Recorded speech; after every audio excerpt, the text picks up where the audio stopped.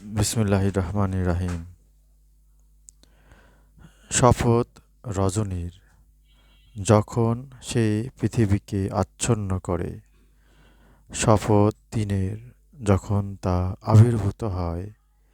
এবং শপথ তার, যিনি পুরুষ ও স্ত্রী সৃষ্টি করেছেন।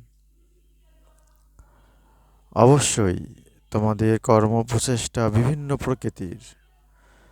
সুতরাং যে দান করে ও ভয় করে এবং যা উত্তম তা গ্রহণ করলে আমি তাকে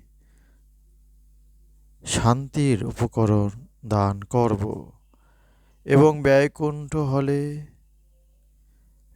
কেউ ব্যয়কুণ্ঠ হলে, বেপরোয়া হলে ও যা উত্তম তা বর্জন করলে আমি তাকে কঠোর পরিণামের পথ দেখাই।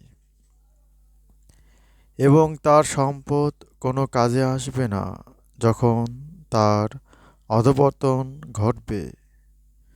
আমার কর্তব্য তো কেবল পথনির্দেশ করা। আমিই তো মালিক পরলোক ও ইহলোকের। আমি তোমাদের লেলিহান অগ্নি সম্পর্কে সতর্ক করে দিয়েছি।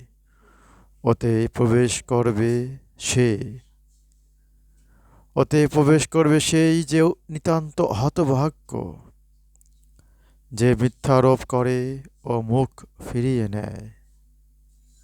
ও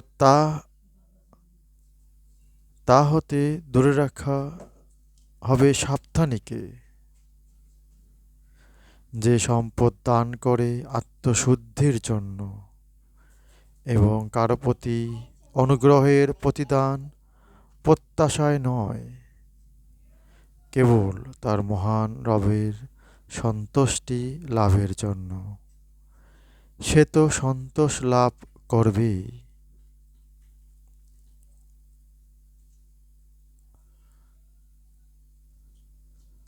সূরা আল লাইল, মোট আয়াত 21টি। হে আল্লাহ, আমাদের কোরআন বুঝে পড়ার তৌফিক দান করো। আমিন।